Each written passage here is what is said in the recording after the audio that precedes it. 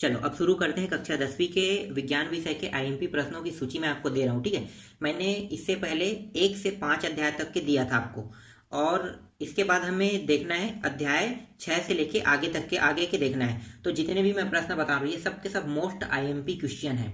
आपको यहाँ ये जो क्वेश्चन मैं बता रहा हूँ ये सब क्वेश्चन आपको बोर्ड एग्जाम में देखने को मिलेगा। तो अभी मैं आपको सिर्फ अर्धवार्षिक परीक्षा की तैयारी तक के ही देता हूँ। ठीक है, तो आप लोग देख लेना इसमें क्या क्या है। और अभी इंग्लिश का बच्चा है, संस्कृत का बच्चा है, हिंदी का बच्चा है, तो वो ढूंढने में थोड़ा समय लग रहा है, इसलिए लेट से आएगा।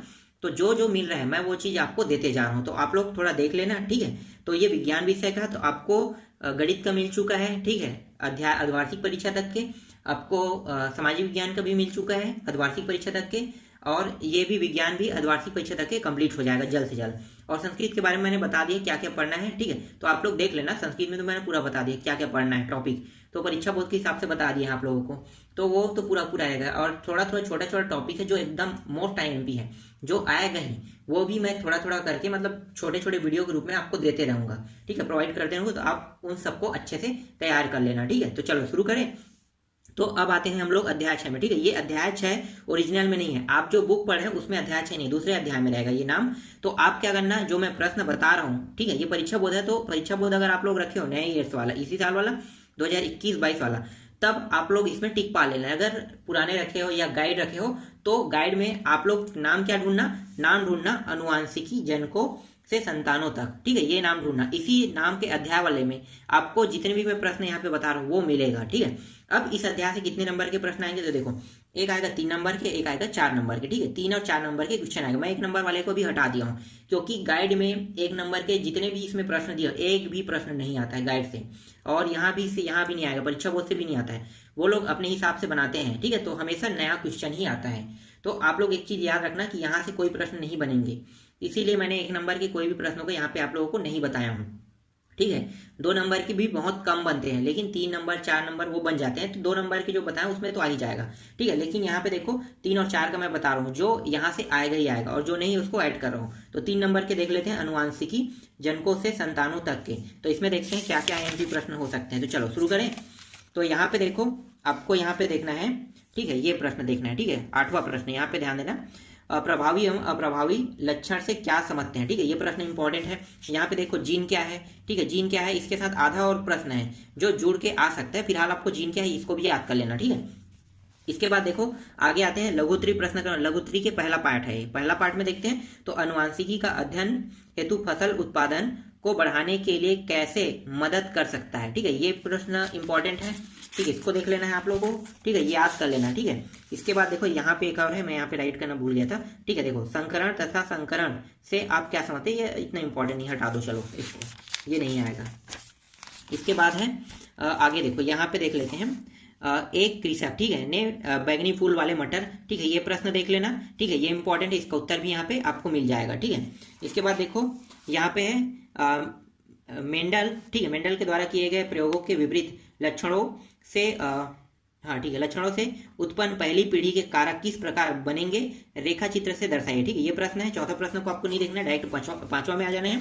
इसके बाद देखो 6वां प्रश्न है। ठीक है, ये प्रश्न देखना है, ये 2017 में आया है, तो मोस्ट आईएमपी है, ये आने के चांसेस बहुत ज्यादा है। ठीक है, तो ये प्रश्न देख लेना। ठीक है, ये 4 नंबर के में आ सकता है, मेंडल के पृथक्करण के नियम को समझाइए। ठीक है, आगे देखते हैं और इसमें क्या क्या इंपॉर्टेंट। अब आते हैं लघुत्तरी के, देखो पार्ट 2 में आते हैं। तो यहाँ पे आते हैं, तो देखो यहाँ पे आपको दूसरा प्रश्न देखना है, अनुवांशिकी के जनक कौन है, अनुवांशिकता के 3 नियमों को लिखिए। ठीक है, ये प्रश्न आपको देखना है। ठीक है, इसके बाद देखते हैं नेक्स्ट प्रश्न आते हैं, यहाँ पे डायरेक्ट अब आते हैं, सीधा चौथा प्रश्न में आते हैं। तो चौथा देखो यहाँ पे है, अपूर्ण प्रभाविता को सचित्र समझाइए। ठीक है, ये प्रश्न आपको देखना है। इसके बाद देखते हैं और कुछ लिखा है क्या, हाँ ठीक है, यहाँ पे देखो अपूर्ण प्रभाविता क्या है ये भी पूछा जा सकता है। ठीक है, तो ये इसका भी आंसर आप लोग देख लेना। ठीक है, ये आधा है, आधा आधा दोनों मिलकर क्या हो गया, पूरा बन जाएगा ये। इसके बाद आते हैं आगे, 5वां नहीं है, दीर्घोत्तरी में आते हैं। दीर्घोत्तरी में ज़्यादा इंपॉर्टेंट तो नहीं है।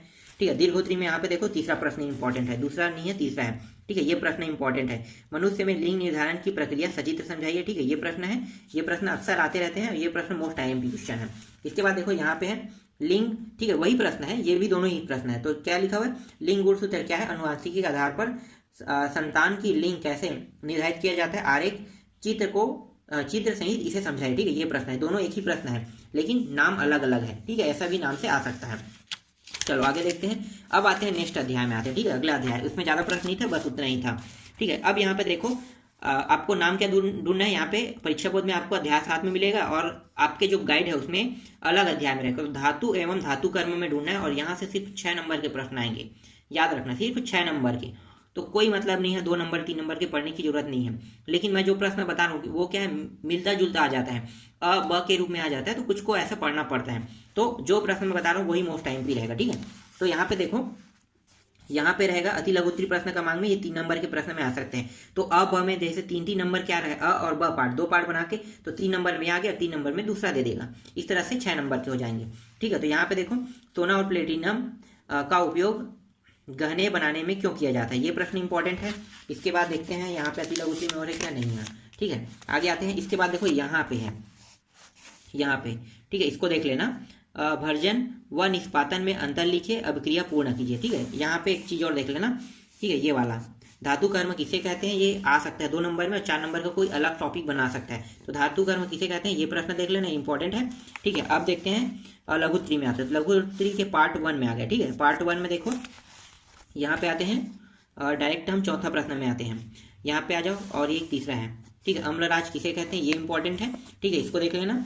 इसके बाद देखो यहाँ पे आते हैं, संक्षारण से बचने के विभिन्न उपायों को लिखिए। ठीक है, ये प्रश्न इंपॉर्टेंट है, इसको देख लेना। इसके बाद यहाँ पे आ जाओ, छठवां में देखो, वर्जन किसे कहते हैं, इस प्रक्रिया के दौरान अयस्क में होने वाले परिवर्तन को स्पष्ट कीजिए, ये प्रश्न इंपॉर्टेंट है। इसके बाद छठवां के बाद सातवां देखो, खनिज और अयस्क में अंतर। ठीक है, ये प्रश्न आएगा। ठीक है, ये प्रश्न भी देख लेना। इसके बाद लघु उत्तरीय पार्ट 2 में आते हैं। तो देखो, अयस्क, खनिज, धातुमल और गालक। ठीक है, ये आपके असाइनमेंट में भी आया था ये प्रश्न, तो ये भी मोस्ट आईएमपी प्रश्न है। इसके बाद नेक्स्ट देखते हैं, दूसरा देखो यहाँ पे, निम्नलिखित अभिक्रिया के लिए संतुष्ट समीकरण। ठीक है, ये प्रश्न इंपॉर्टेंट है। इसके बाद देखो यहाँ पे है, धात्विक ऑक्साइड से धातु के अपचयन की रासायनिक प्रक्रिया समझाइए, ये इंपॉर्टेंट है। इसके बाद यहाँ पे देखो, यहाँ पे दीर्घोत्तरीय में आता है। ठीक है, दीर्घोत्तरीय में ये प्रश्न इंपॉर्टेंट है, अब देख लो। ठीक है, इसको टिक कर लेना अपने पास गाइड में। इसके बाद देखो यहाँ पे है, अयस्कों के सांद्रण की निम्नलिखित विधियां। ठीक है, समझाइए, ये भी प्रश्न इंपॉर्टेंट है। यहाँ पे तीनों विधि को आपको याद करना है। ठीक है, ये इंपॉर्टेंट हो गया। इसके बाद आते हैं तीसरा प्रश्न में, तो तीसरा प्रश्न भी इंपॉर्टेंट है, ये भी प्रश्न अक्सर पूछे जाते हैं। ठीक है, ये भी इंपॉर्टेंट है, इसमें तीनों विधि को याद कर लेना है। इसके बाद यहाँ पे देखो, नेक्स्ट आते हैं चौथा प्रश्न। ठीक है, यहाँ पे देखो चौथा प्रश्न, जंग लगने की विद्युत रासायनिक सिद्धांत समझाइए। ठीक है, ये भी प्रश्न आपको याद करना है। इसके बाद यहाँ पे देखो, नेक्स्ट प्रश्न है जंग लगने के। ठीक है, ये वाला प्रश्न भी आप लोग देख लेना। ठीक है, यहाँ पे 2 कारण बताए, 1 2 3 3 कारण बताए, तीनों को आपको याद कर लेना है। इसके बाद देखो, एक प्रश्न जो गाइड में नहीं, मैंने जो प्रश्न दिया है आपको, आईएमपी प्रश्न वाली जो सूची है, तो ये प्रश्न जो है इस गाइड में नहीं था। ठीक है, जो परीक्षा बोर्ड में नहीं है, तो आपको ये भी याद करना है, संक्षारण से बचने के उपायों को लिखिए। ठीक है, इसको भी आपको देखना है, ये भी मोस्ट आईएमपी क्वेश्चन है। इसके बाद आते हैं, अगला देख लेते हैं। यहाँ पे अब आते हैं अध्याय 8 में। देखो 6 नंबर के प्रश्न यहाँ से भी पूछा जाएगा। तो ये दोनों एक ही पार्ट है। ठीक है, अभी हमने जो पढ़ा है ना 7वां अध्याय, ठीक है, तो इसका ही ये दूसरा रूप है। तो दोनों मिला के इसको 6 नंबर, यहाँ पे 6 नंबर के प्रश्न यहाँ से आने हैं। तो अधातुओं का रसायन। ठीक है, यहाँ पे आपको कहाँ पे मिलेगा, जो प्रश्न मैं बता रहा हूँ वो अधातुओं का रसायन वाला अध्याय देखना, उसी में ये सारे प्रश्न मिलेंगे। तो चलो देखते हैं। यहाँ पे देखो, यहाँ पे गैसीय तत्वों की खोज ठोस तत्वों की अपेक्षा दर से होने के कारण लिखे। ठीक है, इसको देखना है आपको, इंपॉर्टेंट है। समूह 18 के तत्व वाला देखना, ये भी इंपॉर्टेंट है, भाग नहीं लेते क्यों। ठीक है, ये इंपॉर्टेंट है। इसके बाद देखो यहाँ पे 7वां प्रश्न देखो, ठीक है, हाइड्रोजन के संकेत, अणुभार, परमाणु क्रमांक और परमाणु भार लिखे। ठीक है, ये इंपॉर्टेंट है। और इसके बाद है देखो, यहाँ पे सीधा अब आपको आ जाना है लघु उत्तरीय प्रश्न क्रमांक में, तो ये दूसरा है। ठीक है, लघु उत्तरीय प्रश्न क्रमांक खंड 1 का दूसरा है, उपधातु किसे कहते हैं, कोई 2 उदाहरण दीजिए, ये इंपॉर्टेंट है, इसको याद करना है आपको। इसके बाद यहाँ पे देखो 8वां प्रश्न है, यहाँ पे देखो। ठीक है, ये 8वां प्रश्न, हीलियम, नियॉन, क्रिप्टॉन। ठीक है, इसको याद करना है। ये दोनों प्रश्न एक ही है। ठीक है, एक ही नाम से, तो दोनों नाम को देख लेना। ठीक है, ये एक ही आंसर होगा इसका। इसके बाद यहाँ पे आते हैं सीधा लघु उत्तरीय खंड 2 में आते हैं। खंड 2 में देखते हैं, तो खंड 2 का दूसरा में ये वाला प्रश्न देखना। ठीक है, हाइड्रोजन गैस के गुब्बारा उड़ता है। ठीक है, हाइड्रोजन गैस के, तो ये दोनों प्रश्न आप लोग देख लेना। ठीक है, ये इंपॉर्टेंट है। इसके बाद डायरेक्ट दीर्घोत्तरीय में आते हैं। तो दीर्घोत्तरीय प्रश्न में देखो भी आ सकता है, अधातु एवं धातुओं के भौतिक गुणों की तुलना कीजिए। ठीक है, ये प्रश्न आपको देखना है। इसके बाद देखो यहाँ पे लिखा है सीमा ने सल्फर चूर्ण वाला, ठीक है। तो ये प्रश्न को भी आपको देखना है, ये भी प्रश्न आपके गाइड में मिल जाएगा आसानी से, ठीक है। ये भी इंपॉर्टेंट क्वेश्चन है। इसके बाद नेक्स्ट अध्याय में आते हैं, अध्याय 9 में आते हैं, ठीक है। तो अध्याय 9 में परीक्षा बोध के हिसाब से देखो तो यहाँ पे नाम आपको देखना है, यहाँ पे 3 नंबर 5 नंबर के प्रश्न आएंगे। तो प्रकाश परावर्तन एवं अपवर्तन समतल सतह से, ठीक है। इसी अध्याय में आपको जो मैं प्रश्न बता रहा हूँ वो आपको मिलेगा, ठीक है। तो यहाँ पे देखो 3 और 5 के प्रश्न आएंगे। तो देखो यहाँ पे क्या क्या इंपॉर्टेंट है, तो यहाँ पे अति लघु उत्तरीय प्रश्न क्रमांक देखो तीसरा है ये वाला, ठीक है, ये इंपॉर्टेंट है। इसके बाद देखो परावर्तन के प्रकार लिखिए, ये इंपॉर्टेंट है, ठीक है, इसको देखना है आपको। इसके बाद मैं आपको दिखा रहा हूँ, ठीक है, यहाँ पे डायरेक्ट आ जाते हैं 8वां में आते हैं, तो ये 8वां प्रश्न इंपॉर्टेंट है, ठीक है। इसके बाद देखो यहाँ पे 9वां प्रश्न, ये वाला प्रश्न भी इंपॉर्टेंट है। इसके बाद हम आ जाते हैं लघु उत्तरीय प्रश्न क्रमांक 1 में आते हैं, खंड 1 में, ठीक है। यह परावर्तन किसे कहते हैं, दोनों मिल के आएंगे यहाँ पे प्रश्न जो है वो, और परावर्तन के नियम, ठीक है, दोनों में इस तरह से पूछा जाएगा कि परावर्तन किसे, परावर्तन के नियम, ठीक है। ये प्रश्न भी इंपॉर्टेंट है, आप देख लो। इसके बाद अपवर्तन के नियम, ये भी इंपॉर्टेंट है।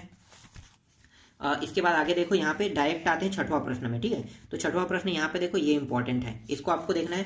7वां प्रश्न भी देखो, ये भी इंपॉर्टेंट है, ठीक है, ये इंपॉर्टेंट है, इसको भी टिक कर लेना, ठीक है। और याद भी करना है, टिक नहीं करना है, ठीक है। यहाँ भी देखो ये वाला प्रश्न इंपॉर्टेंट है, इसको भी आप लोगों को याद कर लेना है, ठीक है। उसके बाद लघु उत्तरीय प्रश्न क्रमांक देखो, ये प्रश्न इंपॉर्टेंट है, इसको भी आपको याद कर लेना है।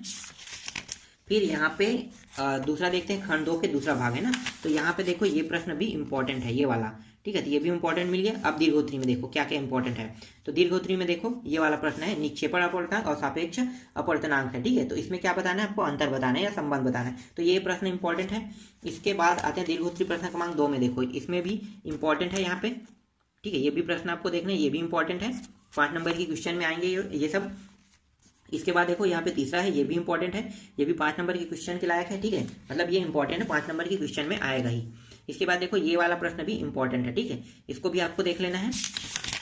इसके बाद 6वां आपको नहीं देखना है, डायरेक्ट आपको देखना है 7वां, ठीक है, इसको देख लो, ठीक है। ये वाला भी इंपॉर्टेंट प्रश्न है, तो देख सकते हो, ठीक है, ये वाला प्रश्न भी आप लोग देख लेना, ठीक। इसके बाद आते हैं नेक्स्ट अध्याय में। अगला अध्याय क्या है, तो देखो 2 नंबर और 4 नंबर के प्रश्न आएगा। अब अध्याय को ढूंढना क्या है, दैनिक जीवन में रसायन, ठीक है। इस अध्याय से नाम रहेगा, ठीक है, अध्याय का नाम रहेगा दैनिक जीवन में रसायन।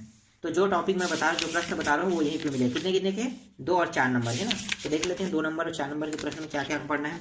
तो देखो 2 नंबर के प्रश्न में इसको पढ़ना है, पहले को, ठीक है, दूसरा को भी पढ़ना है, तीसरा को भी पढ़ना है, ठीक है, और चौथा को भी पढ़ना है। इसके बाद देखो यहाँ पे बेकिंग पाउडर किन किन यौगिक वाले मिश्रण, ये भी पढ़ना है, ठीक है, ये भी इंपॉर्टेंट है। इसके बाद मैं आपको दिखा रहा हूँ यहाँ पे 6वां, ठीक है, ये भी पढ़ना है, 7वां ये भी पढ़ना है, ठीक है, 8वां 9वां 10वां, ठीक है, इसको भी पढ़ना है, और आपको 11वां भी पढ़ना है, मतलब यहाँ पे सभी प्रश्नों को पढ़ना है। इसके बाद देखते हैं लघु उत्तरीय खंड 1 में, ठीक है, लघु उत्तरीय खंड 1 में देखते हैं। तो डायरेक्ट हम आते हैं खंड 1 में, कोई प्रश्न को नहीं पढ़ना, लेकिन खंड 2 में आपको पढ़ना है, ठीक है। खंड 1 में यहाँ पे देखो खंड 1 है, ठीक, कुछ नहीं पढ़ना है आपको, खंड 2 में देखना है। तो यहाँ पे देखो खंड 2 में आते हैं, यहाँ पे पहला प्रश्न इसको पढ़ना है, इसको याद करना है आपको, और यहाँ पे खंड 2 में देखो दूसरा प्रश्न, इसको भी याद करना है, ये भी आईएमपी प्रश्न है। इसके बाद अब आते हैं यहाँ पे देखो, यहाँ पे आ जाए, ठीक है, तो तीसरा प्रश्न को पढ़ना है, ठीक है। इसके बाद देखो यहाँ पे चौथा प्रश्न है, इसको भी आपको पढ़ना है, ठीक है, प्लास्टर ऑफ पेरिस वाला, ठीक, कैसे बनता है वाला, ठीक है, इसको भी पढ़ना है आपको। इसके बाद यहाँ पे डायरेक्ट आपको पढ़ना है 5वां प्रश्न, ठीक है, चौथा के बाद 5वां है, तो इसको भी पढ़ना है। इसके बाद देखो इसके आधा हिस्सा यहाँ पे है, ठीक है, इसके आधा हिस्सा यहाँ पे, इसको भी आपको देखना है। इसके बाद देखो 6वां प्रश्न है, साबुन से मिसेल का निर्माण किस प्रकार होता है। ये मोस्ट आईएमपी क्वेश्चन, अक्सर हर साल ये पूछा जाता है, तो आपको इसे ध्यान देना है, ठीक है, जितना बता रहा हूँ वो तो पढ़ना ही आपको। इसके बाद देखो यहाँ पे इस प्रश्न को भी आपको याद करना है, ठीक है, ये भी प्रश्न मोस्ट आईएमपी है, ठीक है, 5 नंबर के क्वेश्चन है ये सब। इसके बाद आते हैं नेक्स्ट अध्याय में। तो अगला अध्याय में देखते हैं, सॉरी ये कितना था, 4 था ना इसमें, ठीक है, 2 और 4 नंबर का था, तो इसके पिछले अध्याय में 2 और 4 नंबर के प्रश्न में वो सभी आएंगे, ठीक है। इसके बाद देखो अध्याय 11, 2 4 6, ठीक है, यहाँ पे 2 नंबर के भी आएंगे, 4 नंबर और 6 नंबर के भी आएंगे इसी अध्याय से।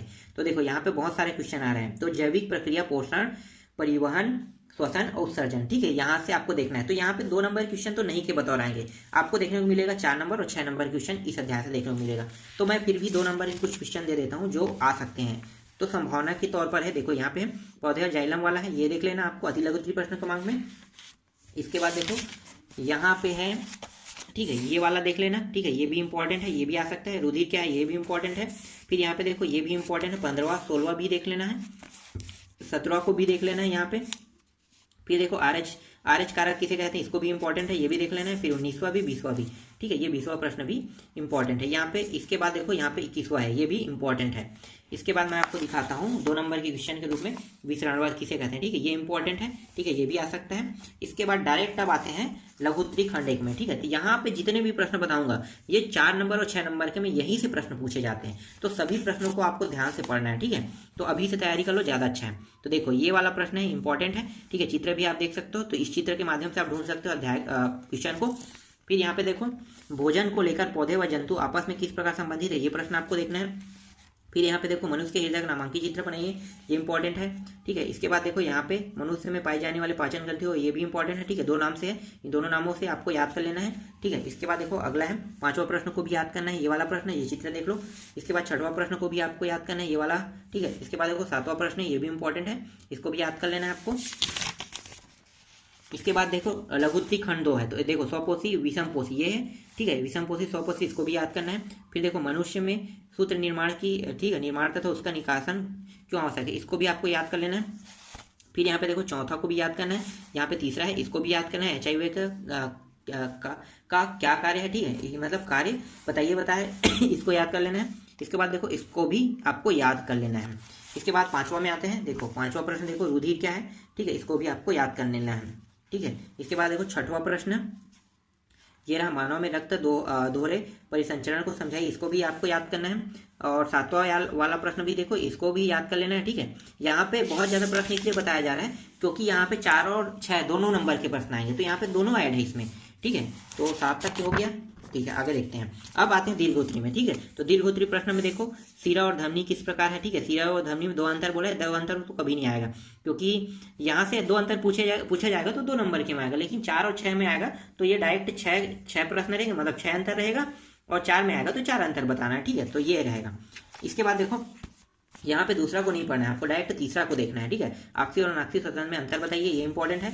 इसके बाद मनुष्य के आहार नाल के सचित्र विवरण लिखिए, ये इंपॉर्टेंट है, इसको आपको देखना है। फिर यहाँ पे आते हैं डायरेक्ट 5वां में। ठीक है, तो ये अंतिम प्रश्न है, इसको भी आपको देखना है। ठीक है, तो ये सभी प्रश्न जितना मैं बता रहा हूँ ये सब के सब आप अच्छे से याद कर लो। ये बोर्ड एग्जाम में भी आपको यहाँ से प्रश्न देखने को मिलेगा और साथ ही साथ अर्धवार्षिक परीक्षा में भी आपको यहाँ से प्रश्न देखने को मिलेगा। ठीक है, तो अभी मैंने आपको अर्धवार्षिक परीक्षा की तैयारी के लिए बहुत सारे क्वेश्चन आपको बता दिए हैं, बाकी जो है वो 3rd पार्ट में पूरा कंप्लीट करा दूंगा।